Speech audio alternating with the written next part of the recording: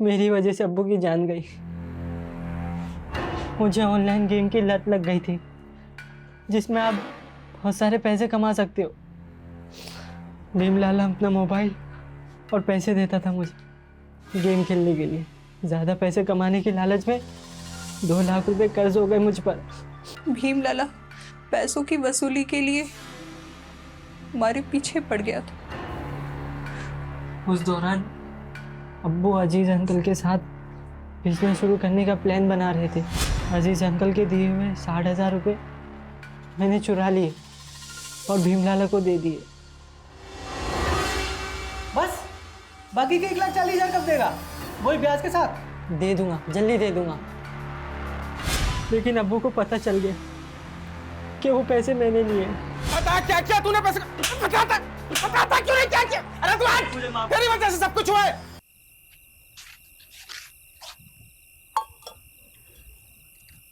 वैसे आज चांद बड़ा सुंदर लग रहा है नहीं? तुम इसी चांद को देखकर खुश होते रहो क्योंकि तुम्हारा चांद तो आ रहा है अब हमारे पास। क्या मतलब? चिंकी की बात कर रहे हैं बे। सच कह रहे हैं, भूल जाओ चिंकी को क्योंकि अब वो हमारी गर्लफ्रेंड हो गई है। ऐसे कैसे? कल शाम तक तो हमारे साथ थी। हाँ, पर कल रात को हमको गाल पर पप्पी देकर गई, इसलिए अब वो हमारी है। ये कहाँ हुआ? हमारे सपने में हुआ बे, और कहाँ होगा। देखा, डरा दिया ना तुमको। हाँ रे, सच में। तो क्या सोचो? क्या सोचेंगे? कुछ भी नहीं। चलो तुमको एक मजेदार कहानी सुनाता है। एक आदमी था, भोला भाला, घर परिवार वाला। एक रात को ऐसा हुआ कि वो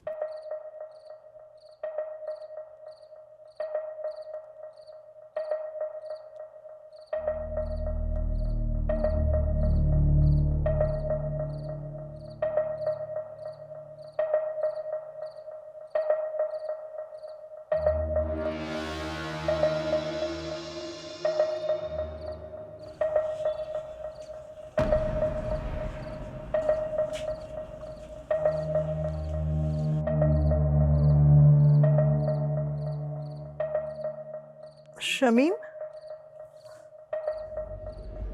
ये इतनी रात को कहाँ जा रहे हैं? तुम सो जाओ ज़ेबा, जल्दी ही आ जाऊंगा। और इस थैले में क्या है? पानी की बोतल है और क्या है। ज्यादा सवाल मत करो ज़ेबा, जल्दी ही आ जाऊंगा। तुम चुपचाप सो जाओ।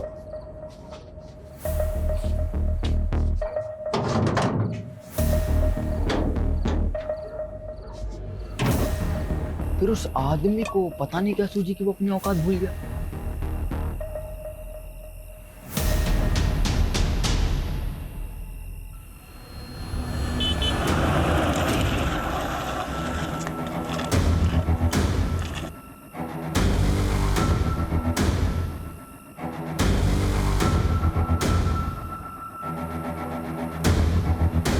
फिर क्या हुआ? फिर वही हुआ जो नहीं होना चाहिए था। क्या मतलब?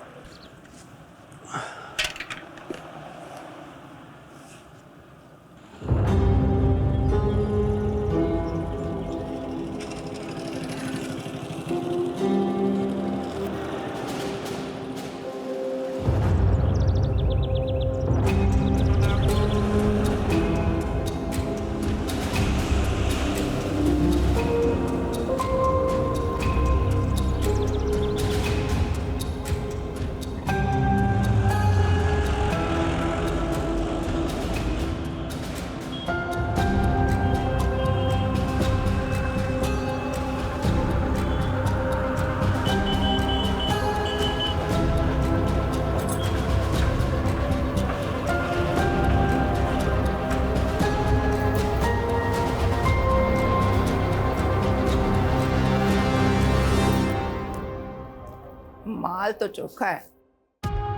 थोड़ी लाली लिपस्टिक करेगी, पटाखा लगेगी। बड़ी भी, मेरे कमीशन का आज ही कुछ हो जाता तो। गुड्डू, जी बड़ी भी। इस कुत्ते का मुंह बंद कर, पैसे ठूस कर।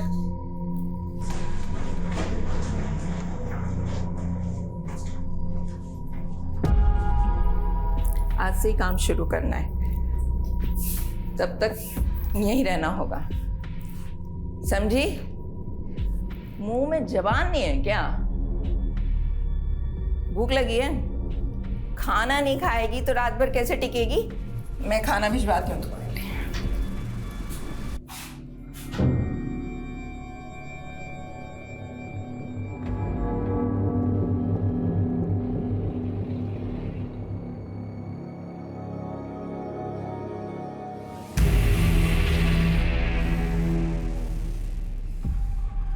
अरे कहाँ है?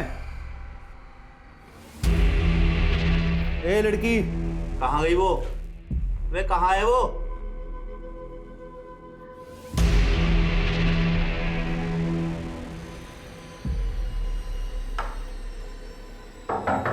लड़की, ए लड़की, बड़ी भी, एकदम चुप। क्या हो गया? चल अंदर चल। कौन है तू? अब तेरा बड़े घर जाने का टाइम आ गया। यादव, शिला सेफ है, जल्दी से आ जाओ। अरे मैडम जी, हम तो सोशल वर्कर हैं, गरीब बच्चियों को काम दिलाते हैं। आपको कोई गलतफहमी हुई है। तेरा पूरा काला चिट्ठा है हमारे पास। इन दोनों को लेके जाओ और तब तक तोड़ो जब तक लाठी और हड्डी में से एक टूट ना जाए। चलो लेके जाओ। चल चल चल निकल चल चल थाने।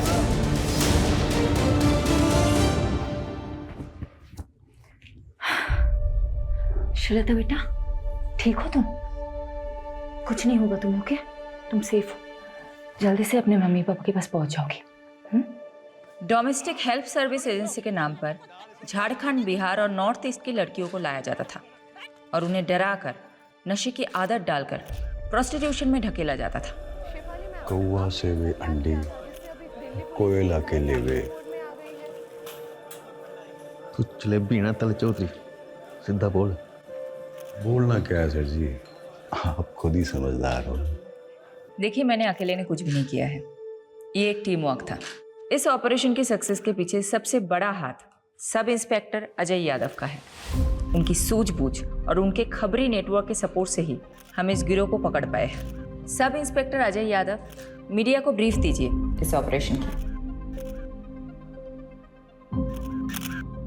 सर, ये ऑपरेशन की शुरुआत कब हुई?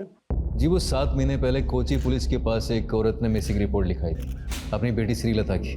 उनका कहना था कि नौकरी का लालच देकर कोई उनको अपने साथ दिल्ली ले आया था। कितने समय से एक्टिव था उनका गिरोह? लगभग 1 साल से।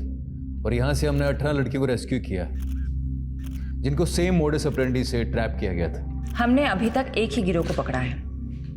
जो भी इस रैकेट के साथ जुड़े हुए हैं, अब उन सबकी बारी है। ज़ेबा, फिक्र मत कर, समीम भाई जल्द लौटेंगे। राना खाला, जरा 1 मिनट। हाँ, क्या हुआ रकीब? क्या बोलूँ खाला, अब्बू के जाने से अम्मी का हाल बुरा, ऊपर से पैसों की किल्लत, 2 वक्त का खाना और दूध के भी पैसे नहीं। क्या करूँ, किससे मदद मांगूँ, कुछ समझ में नहीं आ रहा है। ये ले 1000 रुपये रख, और जरूरत पड़े तो मांग लेना। शुक्रिया खाला।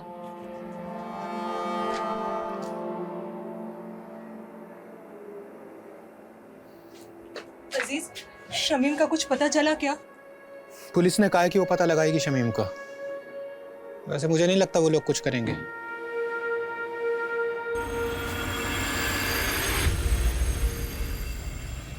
पाव चम्मच हल्दी, 1 कप गाढ़ा दही। दिखाइए तो क्या क्या लिखा।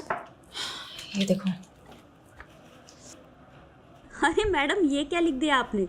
मैंने 1 चम्मच लाल मिर्च और पाव चम्मच हल्दी बोला था, सब उल्टा लिख दिया आपने। अच्छा हुआ तुमने देख लिया, वरना पता नहीं मैं क्या कर रही हूँ। एक्चुअली आज आरुषि की फ्रेंड्स आ रही है स्लीप ओवर के लिए, तो मैंने सोचा कि कुछ अच्छा सा बढ़िया सा पंजाबी डिश बना कर खिलाऊं। आई होप आज मैं आरुषि को कोई शिकायत का मौका ना दूँ। अच्छा, श्रीलता को मेडिकल एग्जामिनेशन के लिए भेजा था, रिपोर्ट्स आई? जी मैडम, कल शाम को ही आ गई थी। रेप तो नहीं हुआ था उसके साथ? बट काफ़ी मात्रा में उसको ड्रग्स दिए गए थे। डॉक्टर ने बोला है कि 2-3 दिन ऑब्जर्वेशन में रखेंगे। चलो मैं रेसिपी खत्म करती हूँ। Hello, what?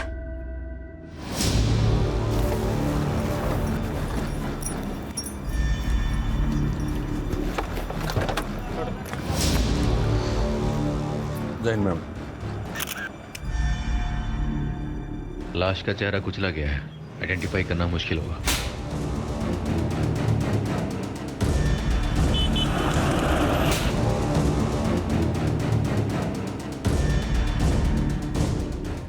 Solanki, mobile, wallet, ID card कुछ मिला? नहीं मैडम जी। सोलंकी, पोस्टमार्टम के लिए गाड़ी को बुलाया कि नहीं? हाँ बोला सर। बोल दिया ना? कब तक आ रहा है? बस फिर चेक कर ले।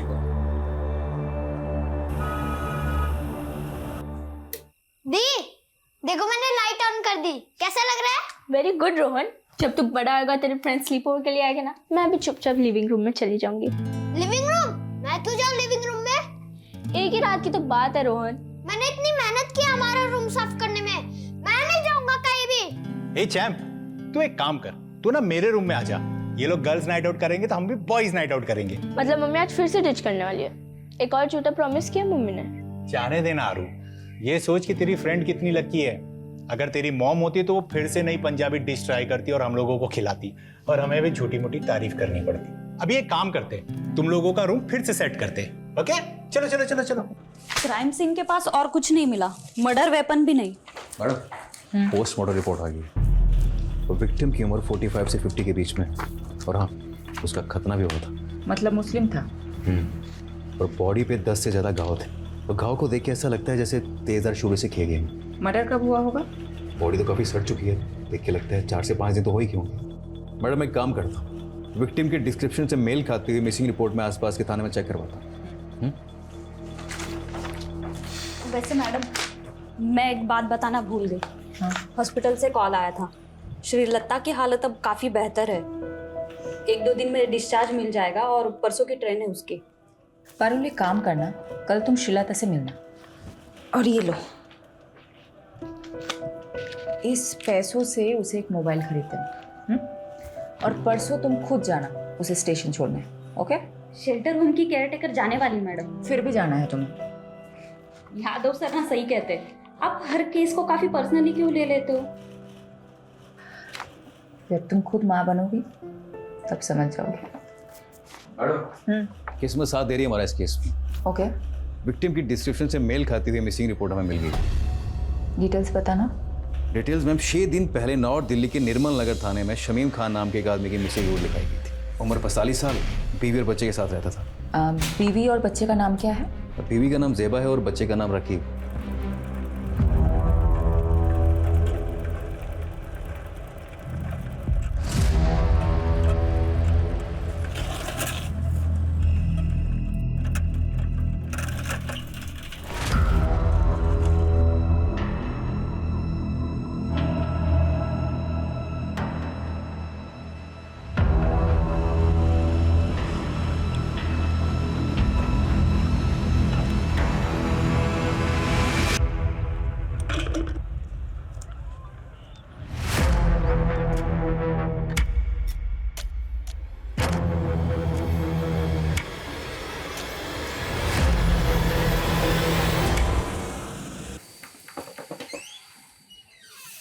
पार्टी सर, आपने बुलाया मुझे?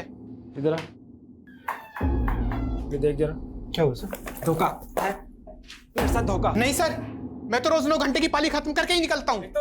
तो झूठ बोलता है। नहीं सर। ऊपर से काम चोरी करता है। अब ध्यान रख ले, अगले 1 महीने तक तूने ओवर टाइम करके मेरा हिसाब पूरा करना है। अगर कुछ गड़बड़ हुई तो याद रख, तेरा वही हाल होगा जो शमीम का हुआ था। समझा?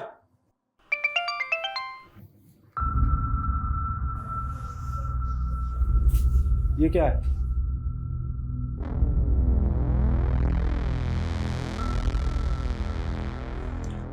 पहले शमीम कहीं चले गए और अब रकीब का भी पता नहीं।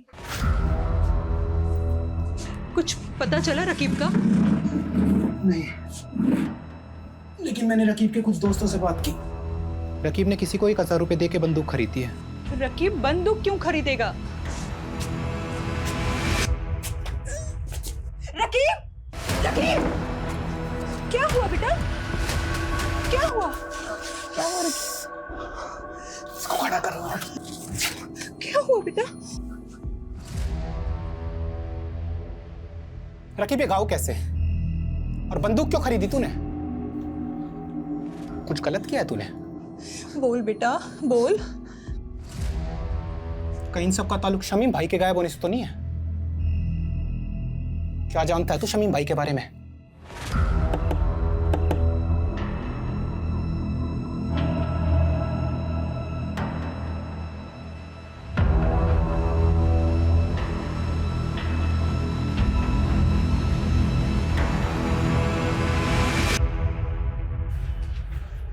खोलो।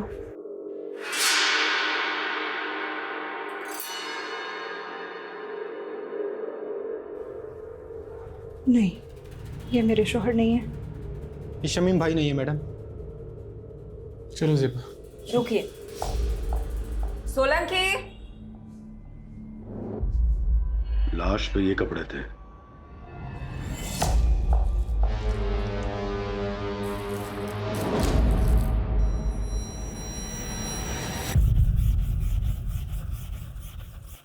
अरे अब्बू, शर्ट को इतना भी मत घिसो कि चीख पड़े। शर्ट चीखेगी नहीं बेटा, चमक उठेगी। ये देख तेरे बाप के हाथों का कमाल। एक शर्ट पूरे 5 साल चलाता हूँ, समझा? और मेरे इसी बचत के पैसों से तू हर 5 महीने में नई शर्ट खरीद पाता है।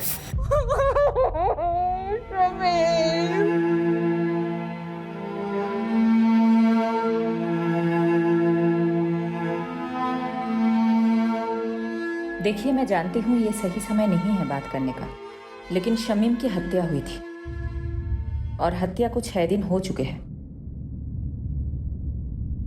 शमीम की किसी के साथ अनबन, झगड़ा, कुछ भी? ऐसा कभी कुछ नहीं हुआ था।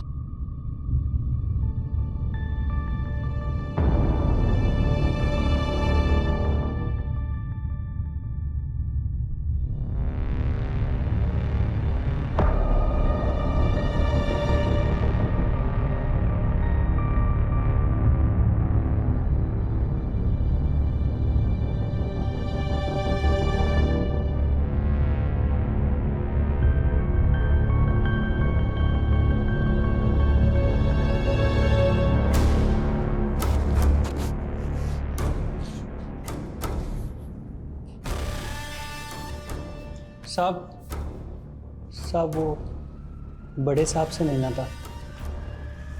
नाम क्या है तुम्हारा? बाबू। बाबू पक्का यही था वो? कितनी बार बताया साहब, 100% यही था। 2 आदमियों ने इसे पीछे से पकड़ रखा था और एक आदमी इसको चाकू मार रहा था। मैं डर के मारे सहम गया था, इसलिए इसकी मदद भी नहीं कर पाया। हमारे पास इतने दिन बाद क्यों आए? मैडम जी, दिल्ली में नया हूँ और किसी को जानता भी नहीं, और फिर पुलिस स्टेशन में आने से हर कोई डरता भी तो है। तो फिर बाबू अचानक तेरी अंतरात्मा कैसे जागी?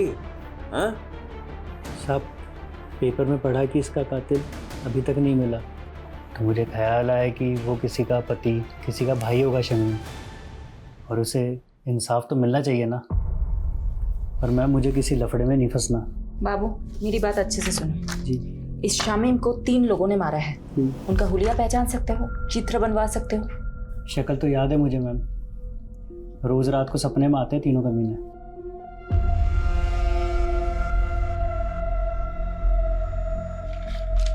हाँ साहब, वो बहू यही तीनों थे। दीजिए। यादव, सभी पुलिस स्टेशन में तीनों के स्केचेस थे। एक भी मिल गया तो बाकी 2 अपने आप हाथ लग जाएंगे। मैं ये स्केचेस शमीम की फैमिली को दिखाती हूँ।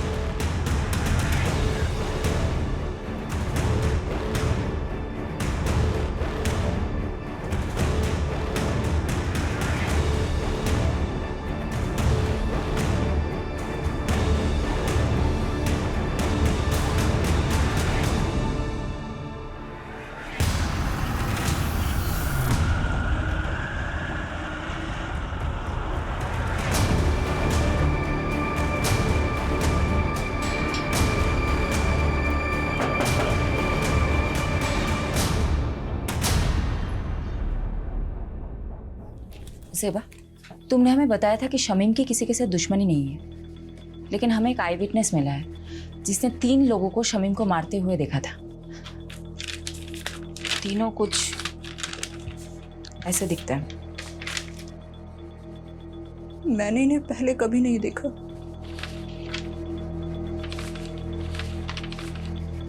जिस रात शमीम गए थे तभी मुझे अजीब लग रहा था।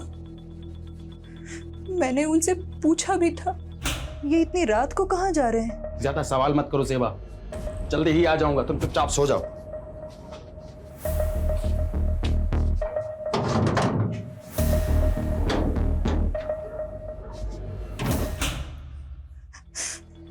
बस थैली लिए और चले गए।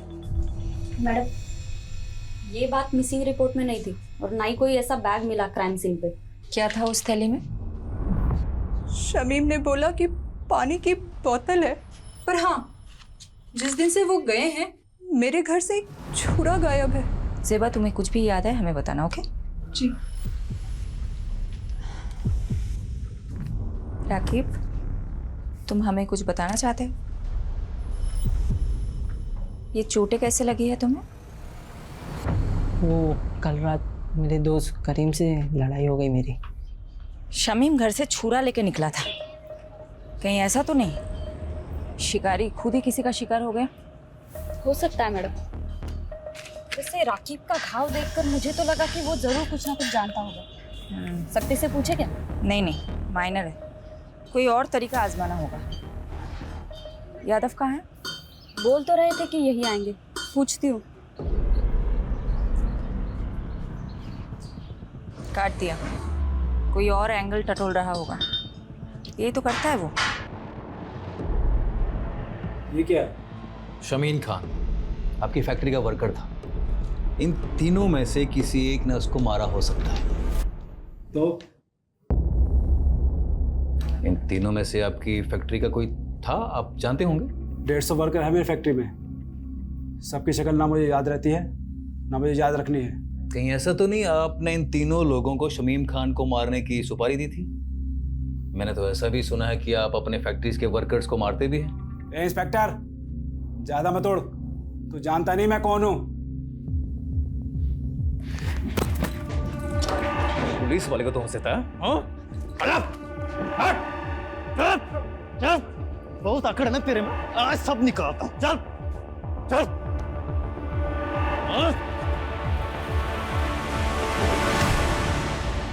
अगली बार घसीटता हुआ सीधा थाने ले जाऊंगा। दोबारा पुलिस के सामने इज्जत से पेश आना, समझा? चल।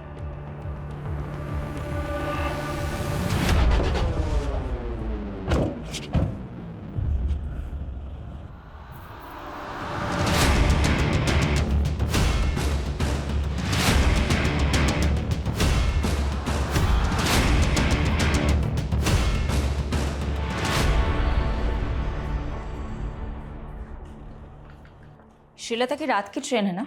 जी मैडम, कल रात तक अपने गांव पहुंच जाएगी। यादव सर का फोन है।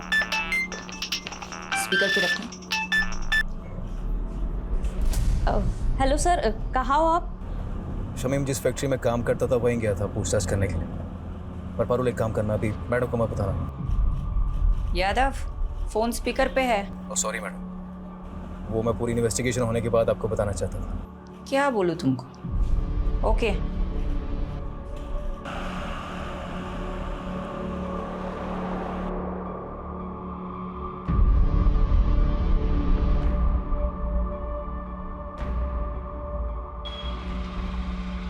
तो देखा क्या? हाँ सर, देखा देखा सा तो लग रहा है।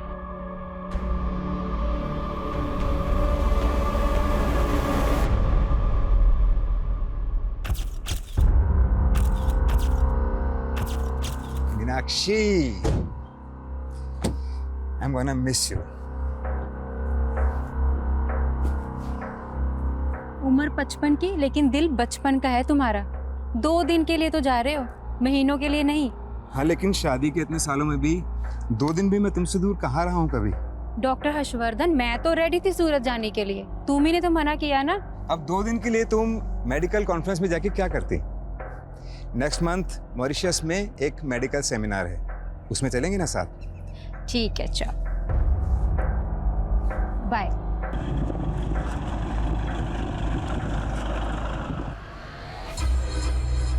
दीपक जरा अपना फोन देना। वो सर। हाँ, मैं बोल रहा हूँ, दीपक के फोन से बात कर रहा हूँ। दरअसल मीनाक्षी ने मेरे फोन में कोई स्पाई सॉफ्टवेयर इंस्टॉल कर दिया है। मैं दीपक को भेजता हूँ तुम्हें पिक करने के लिए। Love you, bye. सर इसके बारे में मालूम चलते ही फ़ोन मारता हूँ मैं आपको। पता कर। अच्छा वो रकीब का बायोडाटा निकाला क्या? हाँ सर, पता किया ना सर। राकिब क्या छोटी सी उम्र में गलत लफड़ों में फंसा। भीमलाल नाम का एक बैटिंग माफिया है, उसके साथ जोड़ा। भीमलाला कहीं वही तो नहीं जो बेल से छूटने के बाद लॉटरी के धंधे में घुस गया? वही वाला सर। सर हुआ क्या, जब भी शमीम गायब हुआ ना, राफिक को सीधा शक भीमलाला पे गया और वो उससे मिलने चला। ए, क्या कर रहा है ये? पागल हो गया?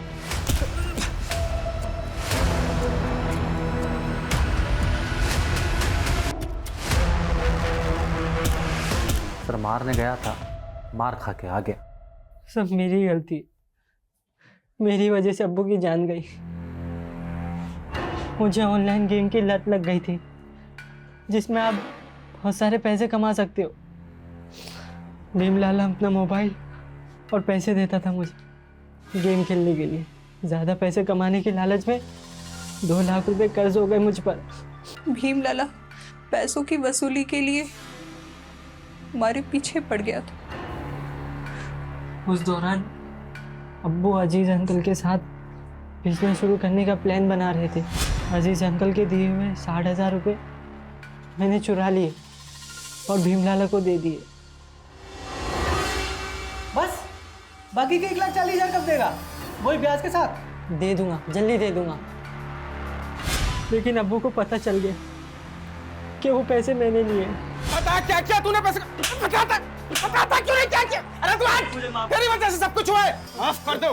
क्या जवाब दूं अजीज भाई को? बोल। मुझे माफ कर दो अब्बू। मारो मुझे, मारो, मैं बहुत बुरा हूं अब्बू, मुझे मारो। क्या कर रहा है? क्या कर रहा है? पागल हो गया है क्या?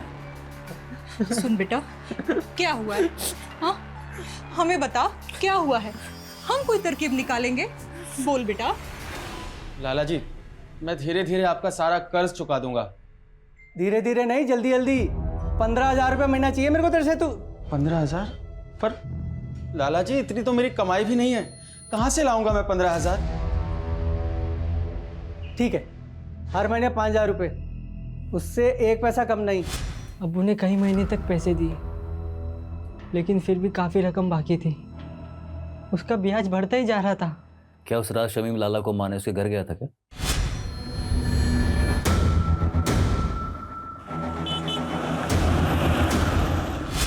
ताकि उसका कर्ज ना चुकाना पड़े?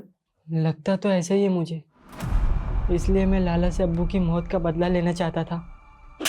यादव, यादव, बस करो। कितना मारोगे? मर जाएगा ये। देखो लाला, ये बहुत जिद्दी है, इसलिए तुम्हारे लिए यही अच्छा होगा कि तुम सब सच बता दो, नहीं तो ये तुम्हें मारता ही रहेगा। मैंने नहीं मारा शमीम को, आप खुद ही सोचो। सोने का अंडा देने वाली मुर्गी थी वो, मैं उसे क्यों मारूंगा भला? क्योंकि शमीम तुम्हें मारने आया था, इसलिए तुमने अपने उन 3 साथियों के जरिए उसे मरवा दिया। मैडम, ये देखो। मैं इन तीनों को नहीं जानता। लगता है जैसे इसे मारने का शौक है, तुम्हें मार खाने का शौक है। ठीक है, करते रहो अपने अपने शौक पूरे। चलो चालू हो जाओ।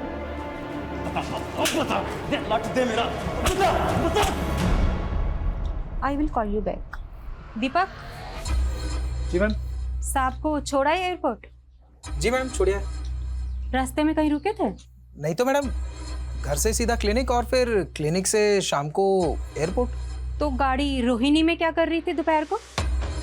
कार का जीपीएस मेरे फोन से कनेक्टेड है, झूठ मत बोलना। क्या साहब की माशूका रोहिणी में रहती है? ये सब आप मुझसे मत पूछिए, मैं आपको इस बारे में कुछ नहीं बता सकता, प्लीज। दीपक, दीपक।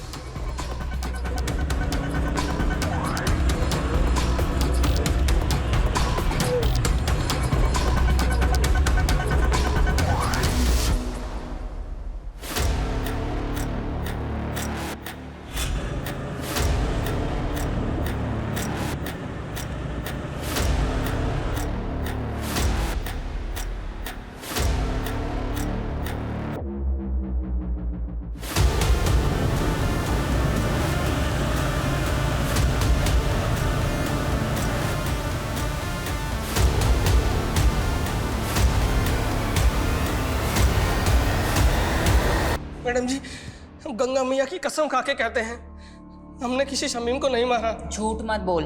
हमारे पास चश्मदीद गवाह है जिसने तुझे शमीम का मर्डर करते हुए देखा है, और तेरे साथ ये दोनों थे। कौन है ये दोनों? मैं नहीं जानता मैडम, और जब हमने खून ही नहीं किया है तो देखा किसने? सपने में। गुनाह कबूल करने में जितना टाइम लगाएगा ना, तेरे लिए मुश्किल उतनी ही बढ़ती जाएगी। मैडम जी, हम रिक्शा चलाकर गुजारा करते हैं और हमने आज तक कोई गलत काम नहीं किया है, और आप तो हम पे सीधा मर्डर का आरोप लगा रहे हैं। मैडम,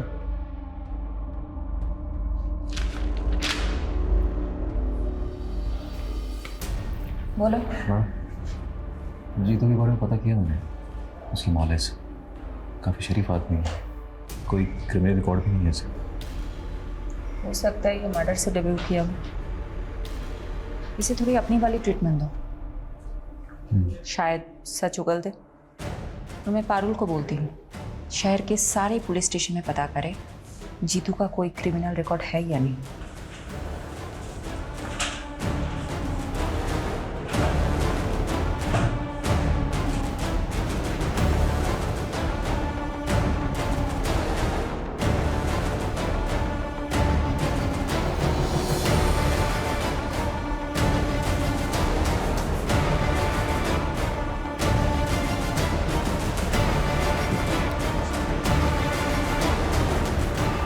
सर, यही है वो विभूति प्रसाद। अरे कुछ नहीं किया तूने, वैसे घुमाने लेके जा रहे हैं। मैंने क्या किया साहब? लेके डाल इसको। मुझे कहाँ लेके जा रहे हो? लेके चल इसको। जैसी करनी वैसी भरनी।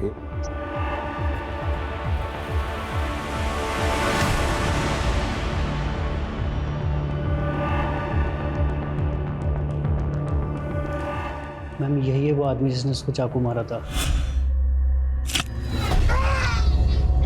और मैम इस वाले आदमी ने उसको पीछे से पकड़ा हुआ था। मैम, वो तीसरा आदमी मिला क्या? वो भी मिल जाएगा। मैम, मेरा कहीं नाम तो नहीं आएगा ना? फिक्र मत करो, तुम जा सकते हो बाबू। जी मैम। मैडम, विभूति प्रसाद एक नंबर का बदमाश आदमी है। कुछ महीनों पहले ये थाने में अपनी मिसिंग बाइक की कंप्लेंट करने आया था।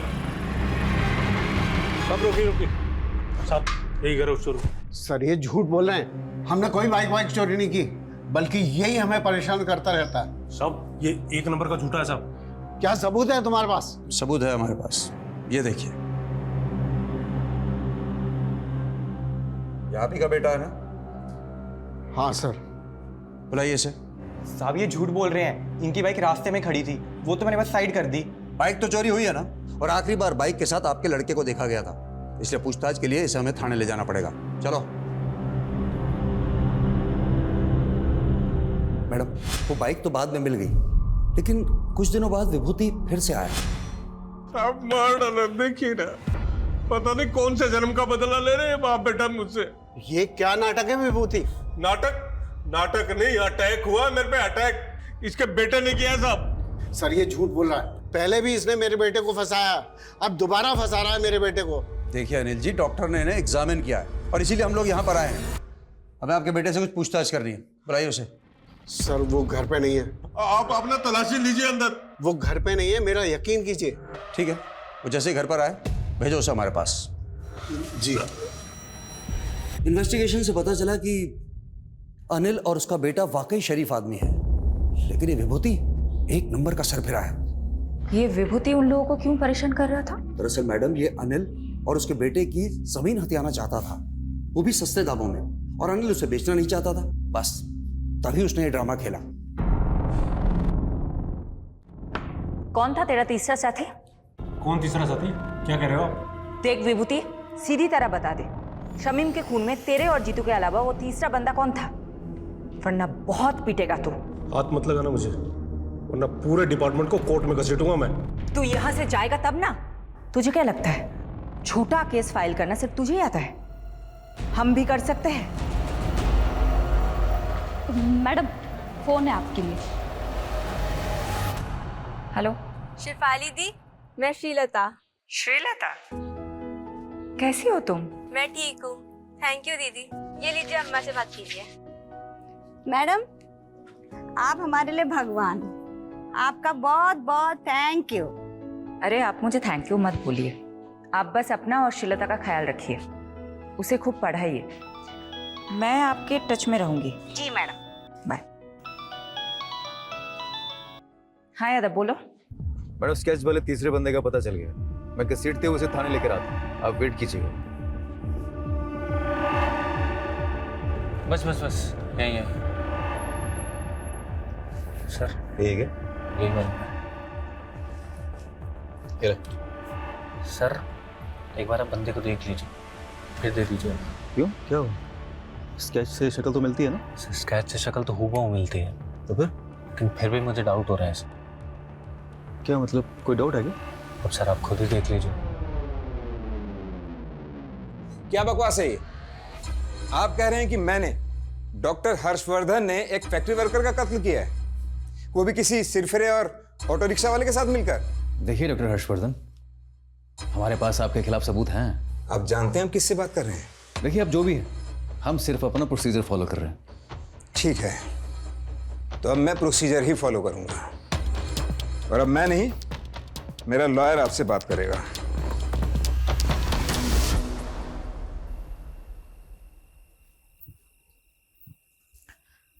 ये लो।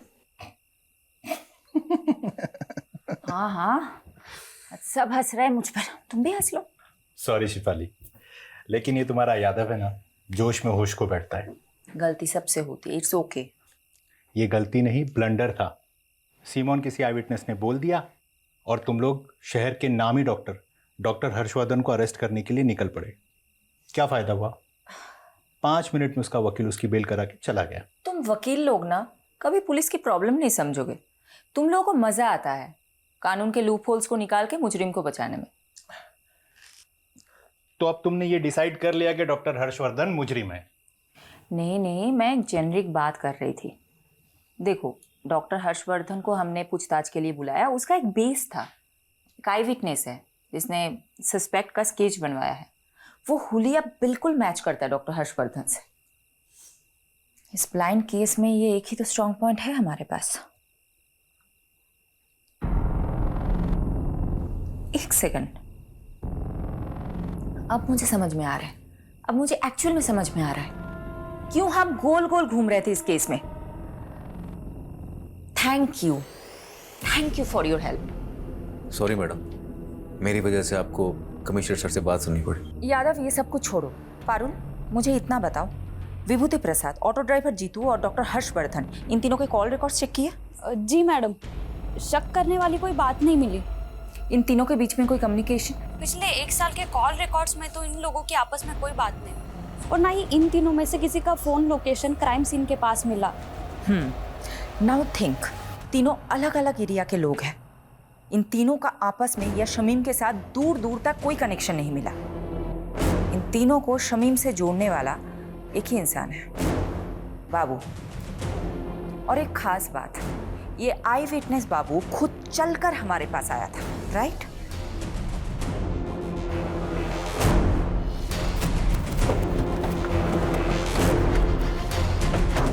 यादव,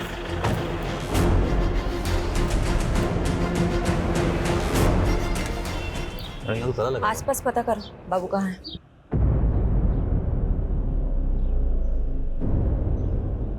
मैं बाद में बात करती हूँ। क्या हुआ? मैडम, आसपास पड़ोसी से बातचीत की मैंने, उनका कहना है कि बाबू काफी दिनों से गायब और उसका फोन भी बंद आ रहा है। मैंने ट्राई किया। मैडम जी, आप यकीन नहीं करोगे इस घर का मकान मालिक कौन है। मैडम, बाबू मेरे दूसरे वाले घर पर भाड़े पे रहता था। जब विभूति ने मेरे बेटे राकेश पर इल्ज़ाम लगाया ना, तो मैंने ही राकेश को बाबू के साथ में उस घर में रहने के लिए बोल दिया था, छुपा दिया था उसको। वो घर पे नहीं है, मेरा यकीन कीजिए। ठीक है, वो जैसे ही घर पर आए भेजो उसे हमारे पास।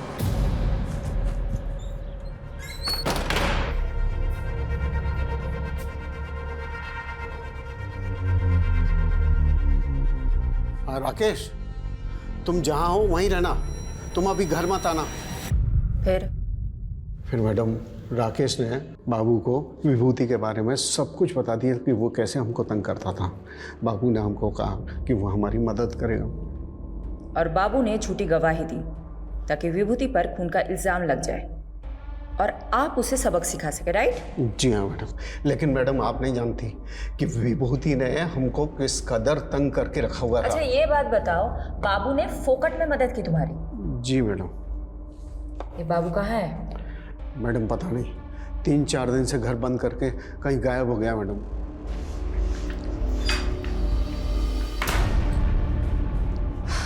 मैडम, बाबू के खिलाफ लुकआउट नोटिस जारी कर दिया है।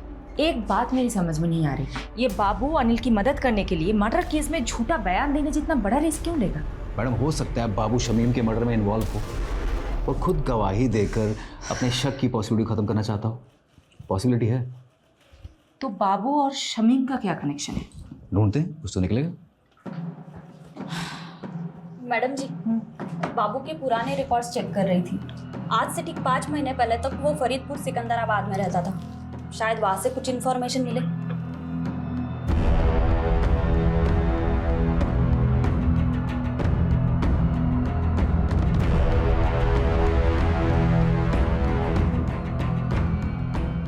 मैडम, बाबू और बिलाल इसी गांव का रहने वाला था। 16 साल की उम्र में उसने अपने दोस्त की हत्या की थी। तब से वो गांव छोड़ के फरार हो गया। सबूत ना होने की वजह से आरोप कभी साबित ही नहीं हो पाया और आज तक ये नहीं पता चल पाया कि बाबू ने अपने दोस्त को मारा क्यों। लेकिन यादव, बाबू के पास्ट के साथ शमीम का क्या कनेक्शन है? शमीम से कोई कनेक्शन नहीं है मैडम, लेकिन रेहाना से। अजीज की बीवी रेहाना बाबू की कजन थी।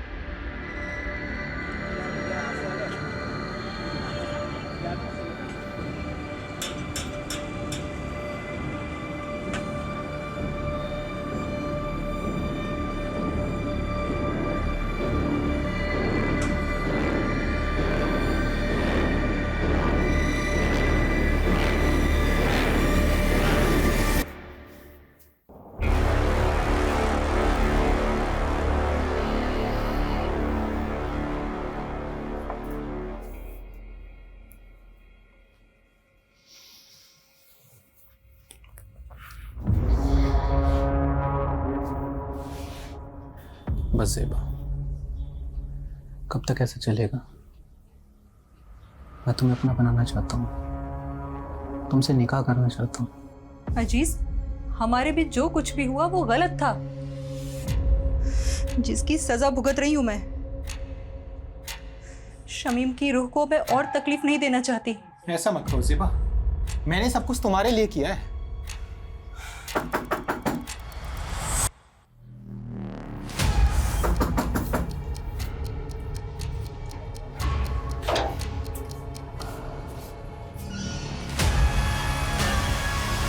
अजीज, चल अब आगे की खातिरदारी तेरी जेल में करते। मैं हमेशा से ज़ेबा को पसंद करता था। जब भीम लाला ने शमीम से पैसे हटने शुरू किए तो शमीम काफ़ी चिड़चिड़ा रहने लगा था। वो बात बात पर गुस्सा करता था। मुझे उसकी फिक्र होने लगी तो मैंने एक रोज़ ज़ेबा से बात करने का सोचा। अजीज, मेरी मुश्किलें तो ख़त्म होने का नाम ही नहीं ले रही हैं। रकीब की नादानी ने सब बर्बाद कर दिया। शमीम दिन रात काम करते हैं। मुझे कहीं ना कहीं अंदाजा था कि ये मसला पैसों का है।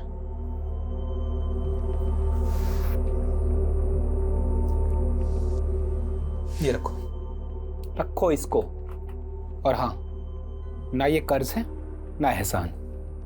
हम धीरे धीरे नजदीक आ रहे थे। ज़ेबा भी मुझे पसंद करने लगी थी। लेकिन एक दिन शमीम को सब पता चल गया। ज़ेबा, ज़ेबा, दरवाजा खोल, दरवाजा खोल ज़ेबा। अजीज, शमीम, मुझे माफ कर दीजिए, मैं आपके हाथ जोड़ती हूँ। गलती हो गई शमीम, माफ कर दीजिए, हमसे बहुत बड़ी गलती हो गई, माफ कर दीजिए शमीम। उस दिन के बाद से सब खत्म हो गया था। ज़ेबा ने मुझसे मिलना छोड़ दिया था, लेकिन मेरे जहन में दिन रात सोते जागते सिर्फ ज़ेबा का ही ख्याल था। तो ज़ेबा को पाने के लिए शमीम को रास्ते से हटाने का प्लान बनाया तुमने? हाँ, बाबू मेरी बीवी रेहाना के गांव का रहने वाला था। गांव में उस पर एक हाफ मर्डर का केस भी चल रहा था। मैंने उससे मदद मांगी। वो 2 लाख रुपए के बदले शमीम का काम तमाम करने को तैयार हो गया। रियाना जानती थी इसके बारे में? नहीं, सारा प्लान मेरा और बाबू का था। प्लान के मुताबिक मैं एक दिन शमीम से मिलने गया।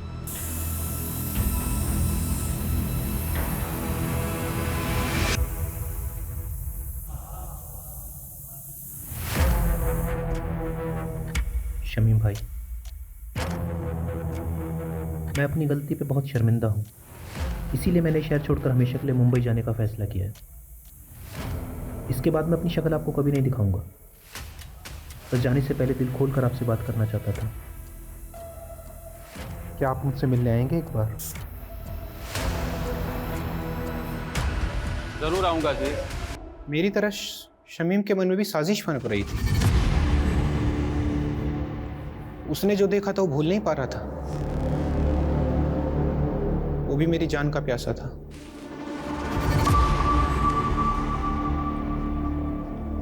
अरे शमीम भाई, बहुत बहुत शुक्रिया आप आए, सच बहुत खुशी हुई।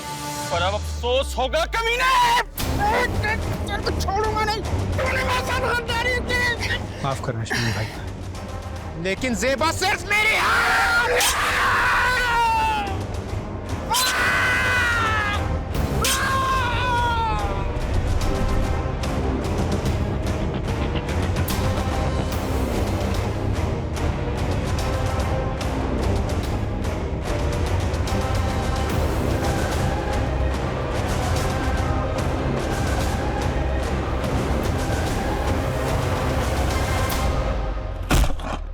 हम जानते थे कि एक न एक दिन आप हम तक जरूर पहुंचोगे, इसीलिए बाबू ने आई विटनेस बनने का प्लान बनाया ताकि आपको भटका सकें। बाबू ने विभूति प्रसाद, जीतू और डॉक्टर हर्षवर्धन का नाम क्यों लिया था? ऐसा कुछ सोचा नहीं था। बाबू के दिमाग में जो हुलिया आया वो बयां करता चला गया।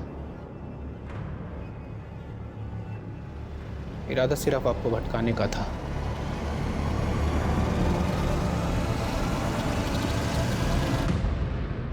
वाह मॉम, खाना बहुत अच्छा बना है। थैंक यू बेटा। यशी बेटा, अब तो कुछ खा ही नहीं रही हो, ऐसे नहीं चलेगा।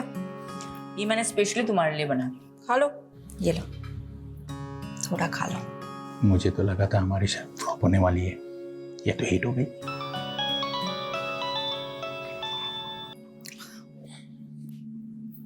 हाँ यादव, बोलो। मैडम, बाबू पकड़ा गया, माऊ में जाकर छिपा था। उसने बताया जीतू और डॉक्टर हर्षवर्धन का नाम क्यों लिया था? बदला लेने के लिए। बड़ी अजीब कहानी है मैडम। बाबू जब पहली बार शहर आया था तो उसने जीतू का रिक्शा लिया था और सिर्फ 15 रुपए के लिए दोनों में बहस हो गई। क्या 15 रुपए के लिए बाबू ने जीतू को मर्डर केस में फंसाया? जी मैडम, और डॉक्टर हर्षवर्धन के क्लिनिक में बाबू ने उसकी नर्स को छेड़ दिया था, जिसलिए डॉक्टर हर्षवर्धन ने उसको बहुत जलील किया था सबके सामने। और उसका बदला लेने के लिए उसने डॉक्टर हर्षवर्धन को बलि का बकरा बना दिया इस मर्डर केस में। लोग कितनी छोटी बात गांठ बात लेते हैं। चलो अच्छा है, ये केस तो सॉल्व हुआ। अब मैं चैन से अपनी फैमिली के साथ खाना खा सकती हूँ। अरे बिल्कुल madam. Good job Yadav. Thank you madam. Bye.